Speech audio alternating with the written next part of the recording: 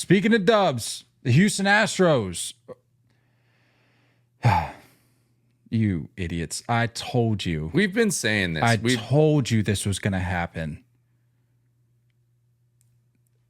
Like, how dumb do you have to be to think that the Astros were just going to fall off? Yeah.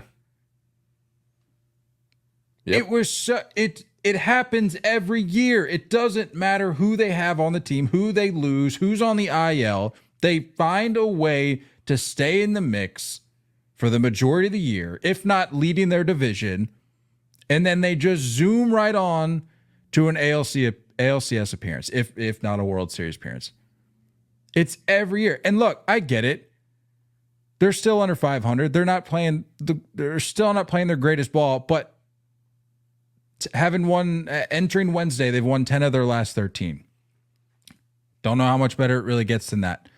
Outside of just winning out, if we're being honest. Had a walk-off from Jeremy Pena. I think he had an RBI single to finish off the Angels last night.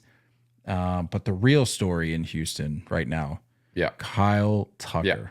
Yep. My goodness. Yeah. I know I've mentioned this multiple times, but the only thing that I really think of anymore when I think of Kyle Tucker is that moment during, what was it? Was it the 19 World Series against the Nationals where he was just cheeks? He couldn't do anything but strike out. Wasn't that the 19 World Series that happened in? I think so. Or no, maybe it was like the 2018 playoffs. It was somewhere. It was 18-19. There was an ALCS where I think they faced the Yankees that he struggled. Well, the 18 ALCS was against the Sox. And I remember watching that one. And then the 19 was the World Series run against the Nationals. But everybody's been saying this. Like we all knew it was in there. Like this is right. I think this is like the I'm coming on the scene, becoming a household name type year. But I think everyone knew that this was in there.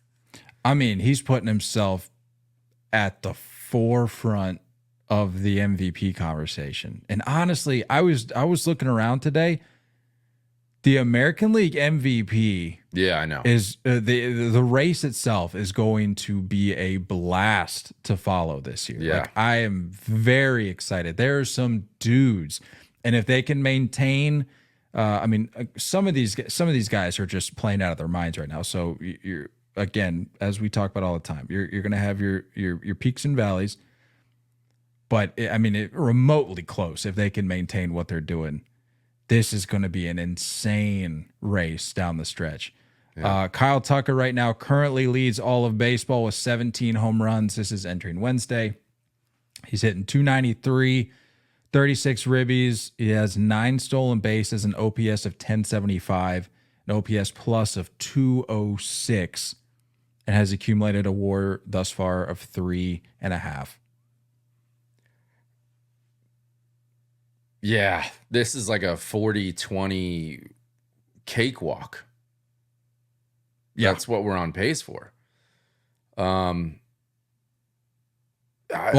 has 12 home runs in his last 22 games. Yeah, and has crazy. Let me check. Has more walks than strikeouts this year. What I was going to say too is that like he rotates in the lineup. He floats like 1 through 4. I don't know what the philosophy is there, but like they played the Yankees last week. It was like sometimes he was leading off. I think he started 2 of those games with a leadoff home run. What the heck, man? Like, who is this guy of being able to do this? And in what world were we talking about like him being the dude over Yordan? And he is right now. I mean, to your Don's credit, he hasn't had the greatest. I mean, he's still swinging it well, all things considered. But I mean, I don't think he's taken the leap that maybe Kyle Tucker did year to year, or year over year, I should say. So You have to take that into consideration. But even if Jordan was swinging it well, I don't even know if he's leading all of baseball.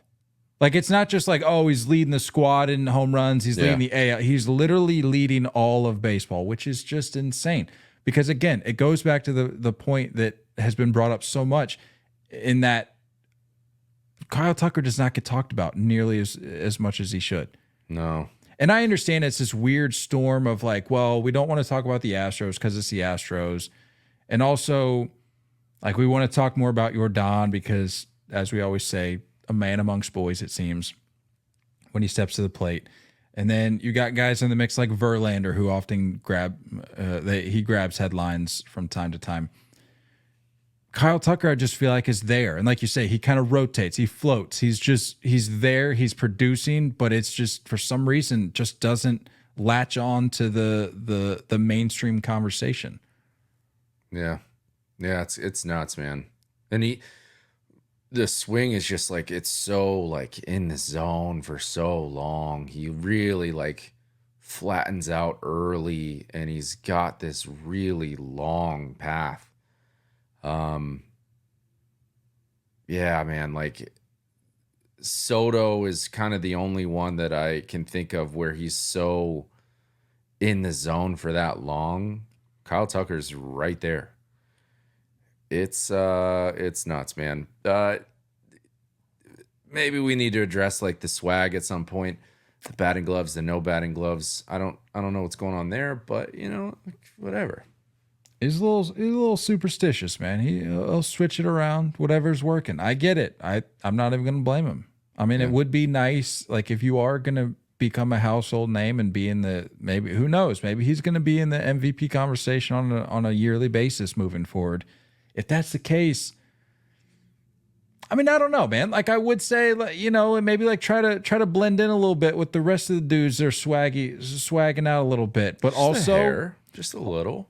Also, maybe on the flip side of that conversation, maybe just be the dude that doesn't. We need a guy like that every now and then. Just something to consider. I suppose. You mentioned an automatic 40-20 year this year. According to Roto Frank on Twitter, and this was after Tuesday night's game, he tweeted out, said Kyle Tucker's 162 game pace after tonight is 57 home runs, 121 runs, 121 RBIs, and 30 stolen bags. 50-30 sounds a little better. Yeah. Sheesh, dude.